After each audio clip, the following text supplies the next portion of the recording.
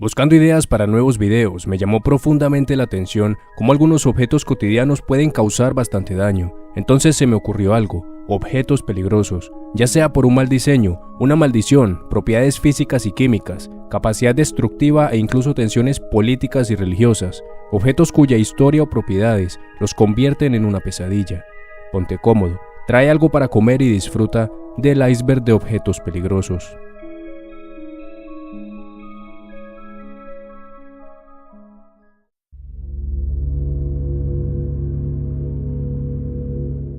En lo más profundo de los pasillos sellados del reactor número 4 de Chernóbil existe algo que, durante años, se ha considerado uno de los objetos más mortales del planeta. No se mueve y no emite sonidos, pero solo estar cerca de él durante unos pocos minutos es suficiente para condenarte a un final lento y doloroso. Lo llaman la pata de elefante. Es una masa sólida, agrietada, gris, con una forma tosca y rugosa que recuerda pues a la pata de un elefante. Se formó en los primeros momentos tras la explosión del reactor en 1986, arrastrando todo a su paso: uranio, barras de control, arena, acero y concreto. La temperatura superaba los 2000 grados. La mezcla se solidificó debajo del reactor, creando esta formación letal compuesta principalmente por corio, que es un material similar a la lava que se forma en el núcleo de un reactor nuclear durante un accidente de fusión, como el de Chernóbil. Se compone de una mezcla fundida de combustible nuclear, materiales del reactor y productos de fisión. El corio es extremadamente peligroso debido a su alta temperatura, radioactividad y capacidad para corroer materiales. Para que te des una idea, en 1986, el pie de elefante emitía cerca de 10.000 Roentgens por hora, lo que equivale aproximadamente a 100 Grays por hora. Para entenderlo, el Roentgen mide exposición a radiación en el aire y el Gray mide cuánta energía radioactiva absorbe el cuerpo.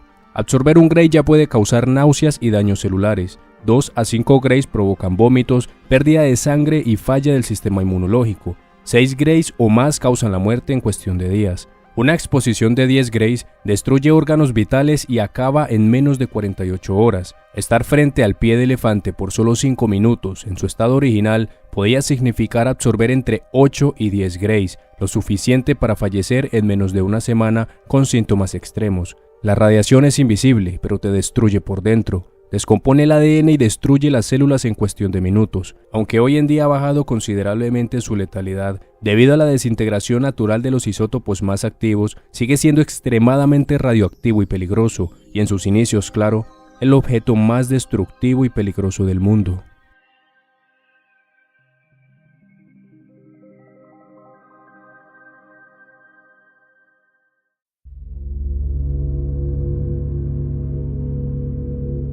Durante siglos, el ideal de belleza en Europa era tener la piel lo más blanca posible. En el siglo XVI, la piel pálida no solo era un símbolo de belleza, sino también de clase alta. Significaba que no trabajabas bajo el sol. Para lograr ese tono fantasmal, muchas mujeres, incluidas figuras poderosas como la reina Isabel I de Inglaterra, usaban una mezcla llamada cerusa veneciana. Era un maquillaje blanco brillante hecho con carbonato de plomo, un metal altamente tóxico. Este polvo se aplicaba en toda la cara y el cuello. Se veía elegante, pero con el tiempo envenenaba a quien lo usaba. El plomo es un veneno acumulativo, no actúa de inmediato, pero se va almacenando en el cuerpo, afectando primero la piel, luego los órganos, el sistema nervioso, la sangre y el cerebro. Las mujeres empezaban a notar caída del cabello, dolor de cabeza constante, fatiga, temblores, parálisis facial y finalmente alucinaciones, convulsiones e incluso la muerte. Isabel I, según muchos historiadores, murió con úlceras en la piel, dientes podridos y síntomas claros de envenenamiento por plomo. Aún así, siguió usando cerusa hasta el final de sus días.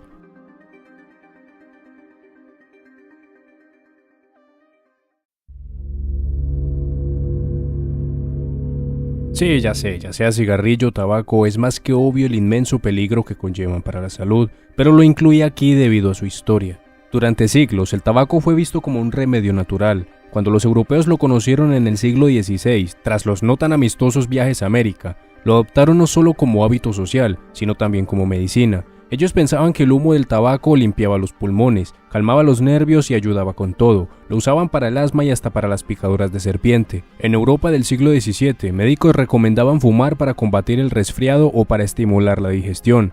Ya en el siglo XIX se volvió común encontrar productos de tabaco recetados por médicos, bastante jodido, comercializándolo en farmacias con etiquetas que decían medicina para el pecho o contra el catarro, como supresor del apetito, control emocional y hasta mujeres embarazadas. Por eso está aquí, porque aunque hoy conocemos sus consecuencias y de hecho es obligatorio que las cajas de cigarrillos tengan advertencias claras sobre su uso, en épocas anteriores fue utilizado como una herramienta médica. Una locura total. Y bueno, tan solo es ver las imágenes de advertencia que deben poner en las cajas para saber el mal que le hizo a la gente en el pasado por su desconocimiento.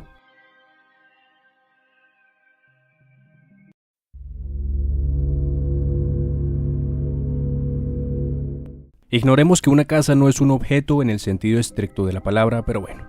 Durante gran parte del siglo XX, especialmente entre 1920 y 1980, miles de casas en Estados Unidos, Canadá, Europa y América Latina fueron construidas o remodeladas usando asbesto. Este material mineral, barato y resistente al fuego, al calor y al desgaste, fue considerado durante décadas como un milagro de la construcción. Se usaba en techos, paredes, baldosas, tuberías, aislantes, estuco y hasta en mantas para hornos. El problema es que con el tiempo se descubrió que el asbesto es altamente tóxico cuando se deteriora. Sus fibras microscópicas, invisibles al ojo humano, flotan en el aire y pueden ser respiradas fácilmente. Una vez dentro del cuerpo, se alojan en los pulmones o en la pleura, el revestimiento del pulmón, y no se eliminan. Estas fibras causan inflamación, fibrosis y mutaciones celulares. Las consecuencias aparecen años o décadas después: asbestosis, cáncer de pulmón y, lo más agresivo de todo, el mesotelioma maligno, una forma letal de cáncer pulmonar causado casi exclusivamente por exposición al asbesto. Miles de personas que vivieron en esas casas terminaron enfermas décadas después, sin saber que las paredes o techos estaban liberando fibras mortales al romperse, lijarse o el deterioro por el tiempo. Y ya ni te digo sobre los trabajadores de construcción que constantemente estaban expuestos a este material. A pesar de las evidencias, muchas constructoras, especialmente en Estados Unidos, Reino Unido y Canadá, sabiendo del riesgo desde los años 30, lo ocultaron durante décadas para no perder dinero. No fue hasta los años 80 y 90 que se empezó a prohibir su uso en muchos países, aunque en algunos lugares de Latinoamérica y Asia todavía se sigue utilizando. Y de hecho, en mi caso conozco algunas casas e incluso colegios que tienen entre su estructura asbesto, algo bastante loco.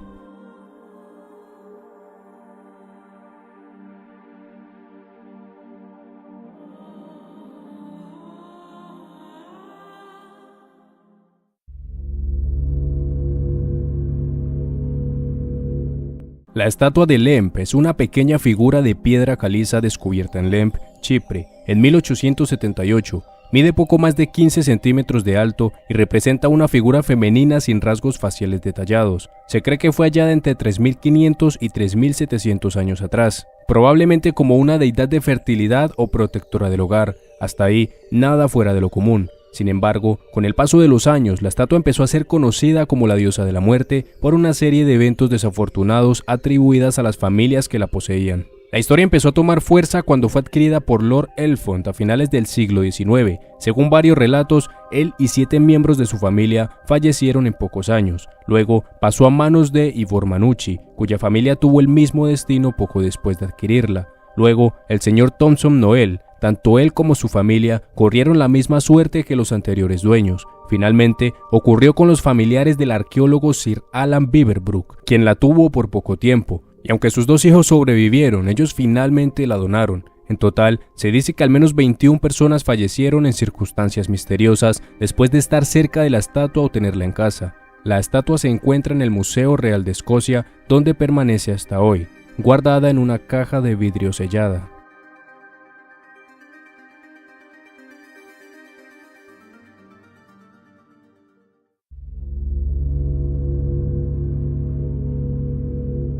Habrán un par de juguetes para niños en este iceberg, y el primero será el Battlestar Galactical Colonial Viper. Qué nombre más incómodo. Seguro ya has visto en juguetes con partes pequeñas una etiqueta advirtiendo sobre su peligrosidad para los niños más pequeños. En 1978, tras el éxito de la serie de ciencia ficción Battlestar Galactica, la empresa Mattel lanzó una línea de juguetes inspirados en la serie. Uno de los más populares era el Colonial Viper, una nave espacial de plástico con un diseño atractivo para niños. Tenía colores llamativos, detalles futuristas y, lo más importante, disparaba pequeños proyectiles de plástico desde su punta como si fueran misiles. Aunque era un juguete sencillo, terminaría por ser retirado del mercado. El proyectil era lo suficientemente pequeño como para ser tragado por un niño. El caso más grave ocurrió en diciembre de 1978, cuando un niño de 4 años llamado Robert Jeffrey Warren disparó el proyectil hacia su boca. El proyectil se atascó en su tráquea y murió por asfixia, a pesar de los intentos desesperados por salvarlo. Tras la tragedia, otras familias reportaron incidentes similares. La gente estaba muy enojada y presionaron tanto que en enero de 1979, Mattel se vio obligada a retirar del mercado más de 1 millón de juguetes Colonial Viper y otros modelos similares de Battlestar Galactica. Este fue uno de los detonantes para que la Comisión de Seguridad de Productos del Consumidor obligara a las empresas a incluir advertencias como estas que les dejo en pantalla.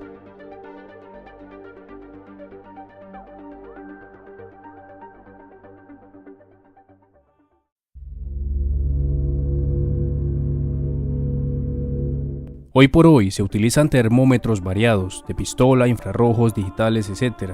Bastante seguros y eficientes, pero nuevamente tenemos que viajar al pasado. Y es que en esa época parecía que era ilegal diseñar algo que no contenga algo tóxico, radioactivo o mecánicamente peligroso. Y tenemos al clásico termómetro de mercurio. Para resumir su peligro, el mercurio es un material pesado altamente contaminante y muy tóxico para el ser humano. Este termómetro consiste en un delgado tubo de vidrio con una escala numérica y un bulbo cuyo interior contiene mercurio. Cuando el bulbo se coloca en alguna zona del cuerpo, el mercurio en su interior se dilata por el calor, es decir, aumenta su volumen y asciende en la escala numérica, indicando la temperatura. Considerando que a veces cuando se rompían se ponían a jugar con el mercurio e incluso ingerirlo, y además de su impacto ambiental, el horrible organismo de la OMS recomendó no usarlo más.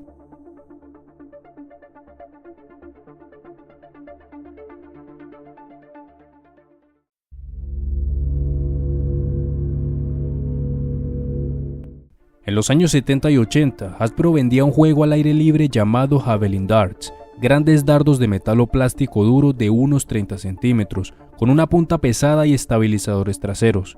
Me pregunto qué podría salir mal de esa combinación si le sumas niños. Se lanzaban como jabalinas hacia un aro en el césped. El problema, claro, era que esas puntas podían causar daños severos. Entre lo más preocupante es que era capaz de atravesar los cráneos de los niños con facilidad. Según la Comisión de Seguridad de Productos del Consumidor de Estados Unidos, la que ya te mencioné con el Viper de piezas pequeñas, estos dardos estuvieron implicados en más de 6.100 visitas a emergencias entre 1970 y 1988. Es decir que tardaron al menos 18 años en darse cuenta de este peligro y al menos 2 niños fallecieron tras recibir un impacto en la cabeza o el tórax. Uno de los casos más trágicos fue el de Michelle Snow, de 7 años. En California de 1987, un dardo atravesó la verja del jardín de sus vecinos y la golpeó en la cabeza. Partió de este mundo 3 días después. Su padre, David Snow, levantó una campaña que cambió todo. A partir de 1988, la Comisión de Seguridad de Productos del Consumidor prohibió la venta de estos dardos con punta metálica en Estados Unidos.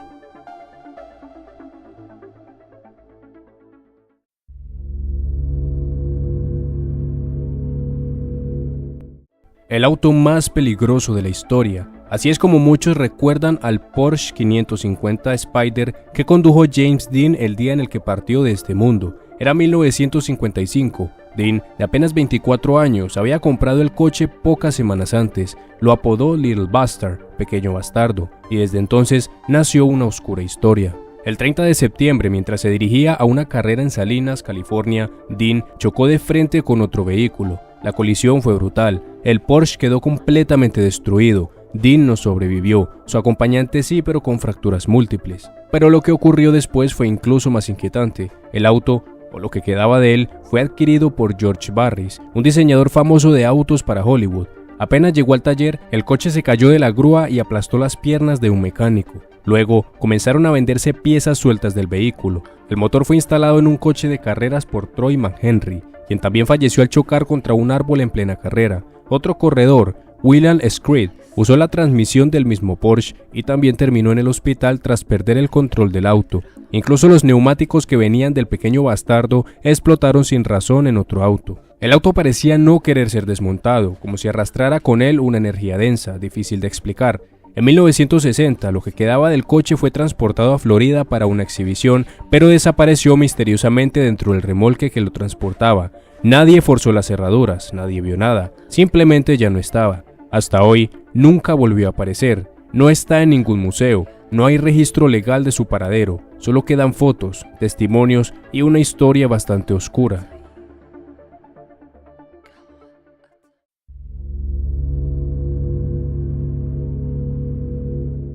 En 1874, un médico y químico estadounidense llamado Robert Kedzie creó un libro que no contenía letras, ni historias, ni ilustraciones. El libro se titulaba Shadows from the Walls of Death y su contenido era simple pero letal. Muestras de papel tapiz real del siglo XIX, pegadas una por una en las hojas. Cada muestra estaba teñida con un color verde brillante que en ese entonces era símbolo de elegancia. Pero ese verde no venía de una tinta común, venía del arseniato de cobre, una sustancia cargada de arsénico, uno de los venenos más mortales conocidos por la ciencia.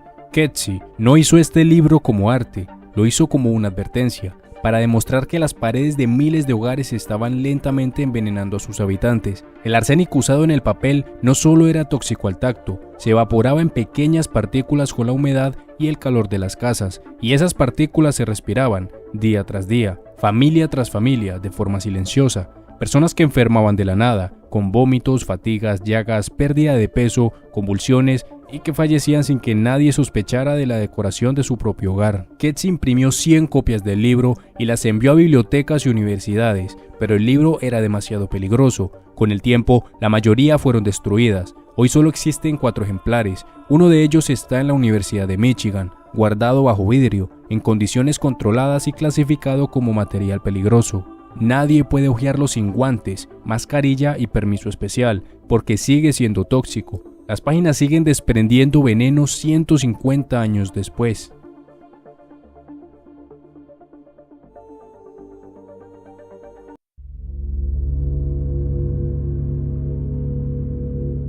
Niños y reacciones químicas son 2 ideas que es mejor evitar, pero para Cepheid Toys era una oportunidad magnífica. Un pequeño laboratorio de química con múltiples reacciones por descubrir.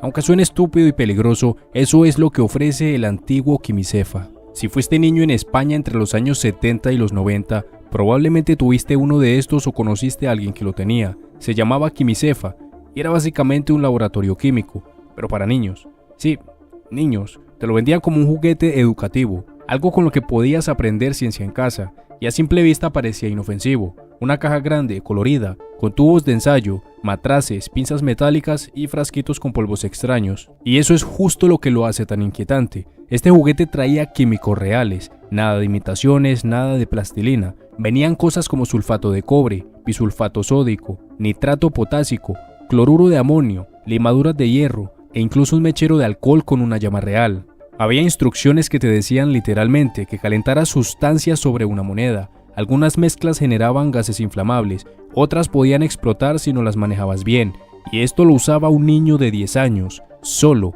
en su habitación. Durante años se vendió sin problema. De hecho, los comerciales mostraban a los niños como si fueran científicos profesionales, felices, sin gafas ni guantes, manipulando cosas que hoy necesitarían bata de laboratorio y un equipo profesional. Pero lo verdaderamente turbio empezó a salir a la luz en los 90. En 1994, un chico de Getxo terminó con la cara quemada después de que un experimento con quimicefa se descontrolara. Un año después, en Santiago de Compostela, un niño de 11 años y su hermana de 8 sufrieron quemaduras en más del 60% del cuerpo cuando el mechero incluido en la caja explotó. Estuvieron hospitalizados durante semanas. Ahí ya no había forma de ignorarlo. Las autoridades intervinieron. En 1996, la Junta de Galicia ordenó que retiraran el producto del mercado. Dijeron que no cumplía las normas europeas de seguridad infantil. Vaya sorpresa. El fabricante fue sancionado y las versiones modernas de quimicefa, las que se venden a día de hoy, ya no traen ninguno de esos químicos. Ahora es más como un set de plastilina con nombres científicos.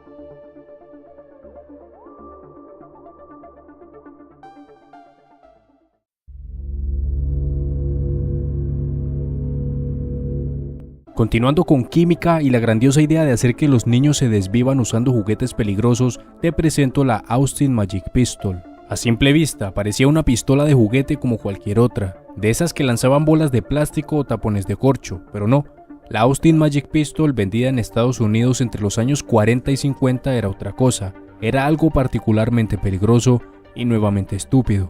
Era un juguete para niños que funcionaba con una reacción explosiva química. Tan solo esta descripción sería suficiente para que un ser humano con 2 neuronas funcionales diga no se puede, mejor hagan una de agua o qué sé yo. La promocionaban como una pistola futurista, mágica, que disparaba bolas a gran velocidad usando algo que venía incluido en la caja, un polvo blanco llamado Magic Crystals. Lo que no decía la publicidad es que ese polvo era carburo de calcio. Cuando mezclas carburo de calcio con agua, la reacción química genera gas acetileno, es altamente inflamable y explosivo. Así es como funciona una pistola de soldadura, no un juguete para niños. El mecanismo era este: cargabas la bola en el cañón, ponías una pequeña cantidad de Magic Crystals en una cámara interna, agregabas agua, cerrabas todo, apuntabas y el gas generado disparaba la bola a una velocidad brutal. El sonido era como el de una mini explosión. En los anuncios parecía un invento increíble, pero en la práctica muchos niños se quemaron las manos, se volaron los dedos o terminaron con heridas graves en la cara o en los ojos. Y no fue solo una vez o 2 veces, fue común,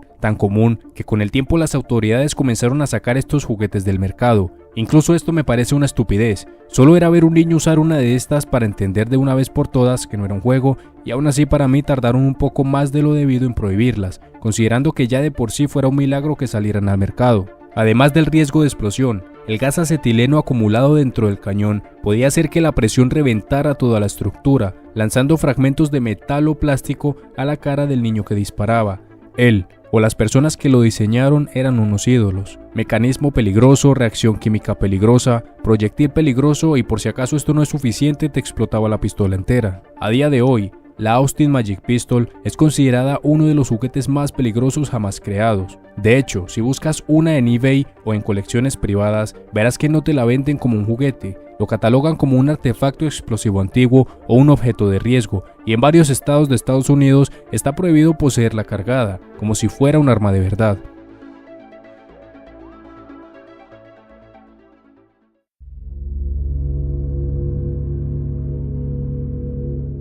Marie Curie fue una de las mentes más brillantes de la historia.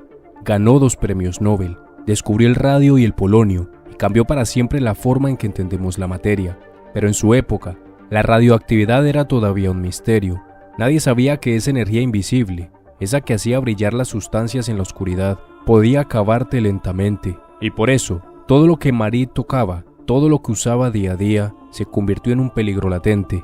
Hoy en día, sus pertenencias siguen existiendo, están guardadas en la Biblioteca Nacional de Francia, pero no en una vitrina normal, están encerradas en contenedores especiales, recubiertos con plomo, porque aún emiten niveles peligrosos de radiación ionizante. Entre sus objetos contaminados están su diario de laboratorio con fórmulas escritas a mano, que sigue siendo uno de los objetos más peligrosos, su libreta de cocina que usaba en su día a día y que también está irradiada, su bata de trabajo impregnada con polvo de radio, su mesa de laboratorio, las herramientas con las que manipulaba sustancias y los cuadernos donde anotaba resultados.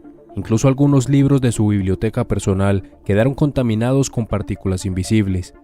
Todo esto está almacenado en cajas selladas y si un investigador quiere consultarlos, tiene que firmar un documento legal de exención de responsabilidad y usar un traje protector especial. La causa es el radio 226, un isótopo con una vida media de 1600 años, lo que significa que esos objetos no van a dejar de ser peligrosos hasta dentro de varios milenios. Ni sus nietos ni sus tataranietos, nadie podrá tocarlos sin riesgo, al menos no en los próximos 15 o 20 siglos. Lo más escalofriante es que ella no lo sabía. Pensaba que lo que había descubierto era luz, energía, esperanza. Nunca imaginó que su diario, su receta de cocina o su bata de laboratorio serían tratados como material nuclear peligroso casi un siglo después.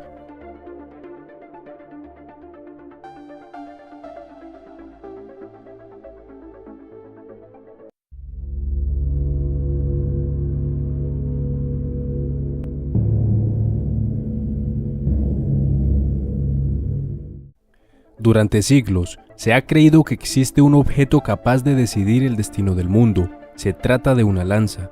Según el Evangelio de Juan, cuando Jesús ya estaba en la cruz, un soldado romano le atravesó el costado con una lanza para comprobar si estaba muerto.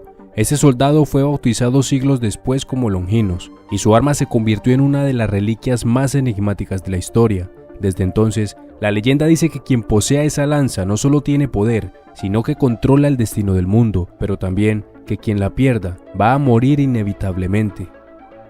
A lo largo de los siglos, varios emperadores aseguraron tenerla. Al parecer, Carlos Martel la usó para frenar la expansión musulmana en Europa y Carlomagno la llevó consigo a 47 batallas. Nunca perdió, hasta que la dejó de lado y murió poco después. También aparece en manos de Federico Barbarroja, quien supuestamente la dejó caer al cruzar un río durante la Tercera Cruzada y se ahogó minutos después. El hecho más oscuro de esta historia llega en el siglo XX. En 1912, un joven alemán de bigote muy conocido, por entonces un aspirante a artista frustrado, visitó el Museo de Viena y vio la lanza exhibida en el Palacio Hofburg. Al parecer quedó hipnotizado, obsesionado. Años más tarde, cuando tomó el poder y anexó Austria en 1938, ordenó confiscar la lanza y trasladarla a Nuremberg. Como si con eso legitimara su dominio, la custodiaron bajo tierra, en una bóveda blindada, algo bastante particular para tratarse de una simple superstición. Y fue justo en abril de 1945,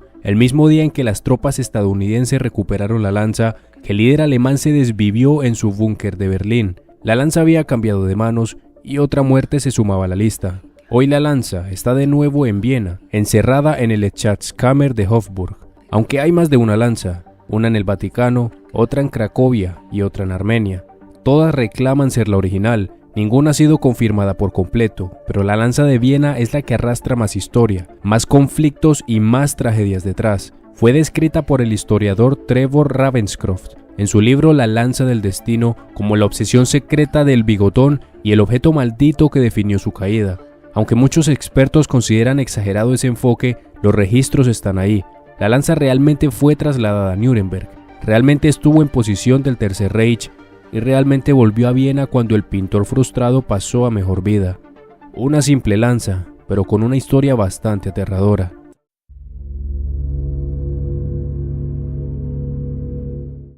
Ya te he mostrado juguetes aquí, pero en este lugar se encuentra toda una gama de juguetes de una marca, de la marca Gilbert.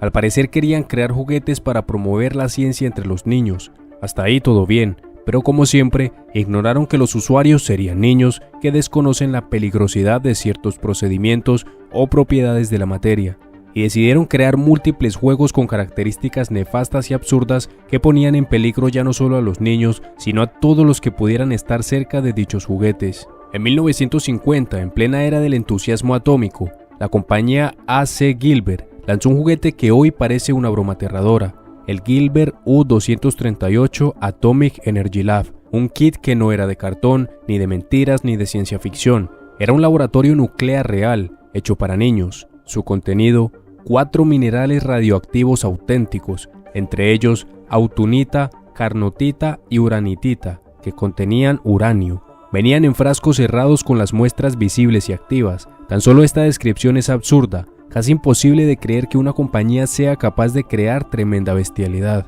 El kit incluía un contador Geiger, una cámara de niebla para ver partículas radioactivas moverse, también un aparato con el que podías literalmente observar la desintegración atómica en tiempo real y un electroscopio para detectar radiación.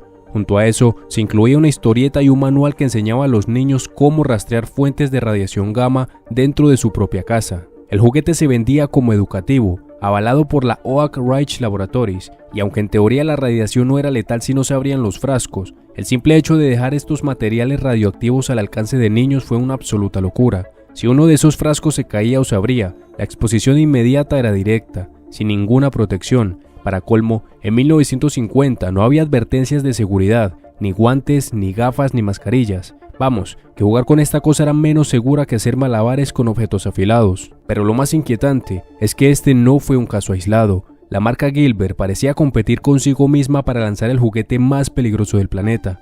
Poco después lanzaron el Glass Blowing Set, un kit para que niños soplaran vidrio caliente a más de 1000 grados en casa, usando una llama abierta, sin protección, sin ventilación, sin absolutamente nada de sentido común.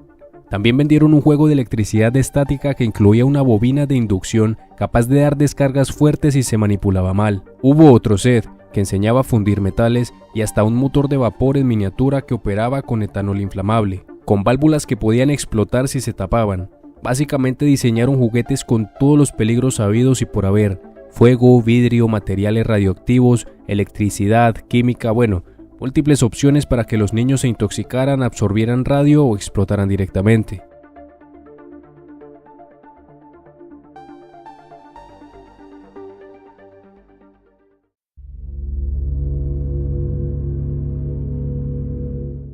En la fachada del monumental Santo Sepulcro, uno de los lugares más sagrados del cristianismo, hay una escalera de madera que se ha mantenido en el mismo lugar desde al menos 1728. No es una reliquia oculta, ni tiene escrituras prohibidas, es una escalera común, apoyada bajo una ventana del segundo piso, que ha resistido más de 300 años sin que nadie se atreva a moverla. La razón no es divina ni espiritual, es política y religiosa. Esta iglesia la comparten 6 ramas del cristianismo: ortodoxos griegos, armenios, católicos, coptos, etíopes y siriacos. Y, desde 1757, bajo la llamada status quo decretada por el sultán otomano, ningún grupo puede tocar ni cambiar nada sin el acuerdo unánime de todos ellos, ni siquiera una simple escalera. Ese status quo congeló no solo altares y normas, sino también la escalera. El primer registro visual de ella aparece en una ilustración de 1728. Desde entonces es un símbolo silencioso de tensiones imposibles de resolver y también de la inmadurez de estas iglesias. En 1997, un turista la retiró de su sitio y la escondió tras un altar, en señal de protesta, solo para verla regresar una semana después. Luego, en 2009, la movieron brevemente para mantenimiento y la devolvieron igual que antes. Décadas, siglos de rivalidad y disputas. Incluso un simple cambio de lugar habría desatado, como ha sucedido antes, peleas y violencia en el templo entre los monjes.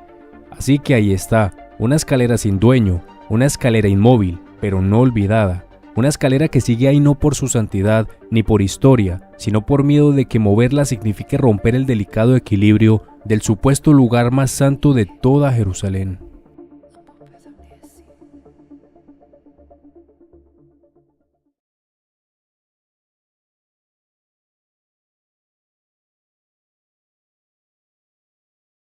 No brilla ni emite radiación, no es tóxico ni está maldito. Una maleta negra, pequeña, parece un maletín ejecutivo, pero dentro de esa maleta está la llave para borrar ciudades del mapa, para encender la tercera, ya sabes, mundial, y para desatar un apocalipsis irreversible. Se le conoce como el balón nuclear, y es, literalmente, un simple maletín que lleva el presidente de Estados Unidos cada vez que se aleja de la Casa Blanca. Siempre está cerca de él, siempre está activo, y siempre lo acompaña un militar de alto rango entrenado para morir antes que permitir que alguien más lo toque. Dentro de ese maletín no hay un botón rojo como en las películas, pero sí hay algo igual o peor: códigos de autenticación, protocolos de respuesta inmediata y las instrucciones necesarias para autorizar un ataque nuclear global en minutos. Desde cualquier parte del mundo, el presidente puede usar esa maleta para comunicarse con el comando estratégico y dar la orden definitiva: lanzar los misiles. Ni el Congreso, ni la Corte Suprema, ni el pueblo pueden detener esa orden una vez dada, y todo depende de ese objeto. Se dice que hay al menos 4 balones nucleares activos al mismo tiempo: uno que sigue al presidente, otro al vicepresidente, uno en reserva y otro más para situaciones de transición. Todos operativos, todos cargados, con un protocolo que puede activar hasta 900 ojivas nucleares en menos de 15 minutos. La historia del balón nuclear comienza durante la Guerra Fría, cuando Estados Unidos entendió que un ataque sorpresa soviético podría llegar en cualquier momento. No había tiempo para debates. Si el país era atacado, el presidente necesitaba una forma inmediata para ordenar una represalia nuclear, y así nació este objeto. Ha estado en circulación desde entonces. Varios presidentes lo han usado en simulacros reales. En 1976, Gerald Ford activó una alerta parcial tras una provocación en Corea del Norte. En 2001, tras los sucesos del 11 de septiembre, el maletín fue trasladado bajo tierra junto a George Bush, preparado para activar una represalia si se confirmaba un ataque nuclear.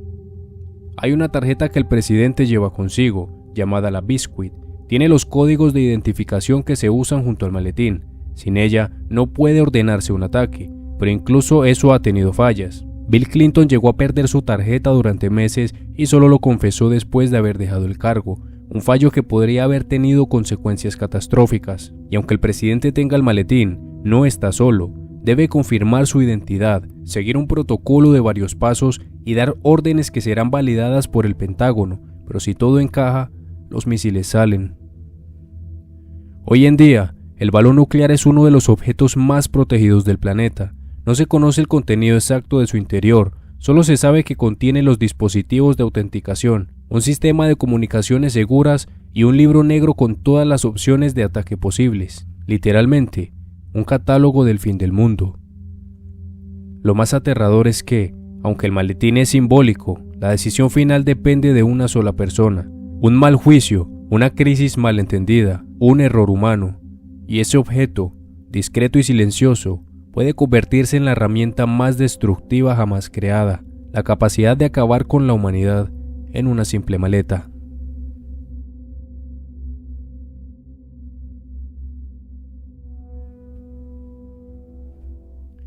Si te gustó el video, te invito a compartirlo, darle like y suscribirte. Si tienes una opinión o sugerencia sobre futuros temas, te invito a compartirlo en la caja de comentarios. Estaré respondiendo todos los comentarios que pueda.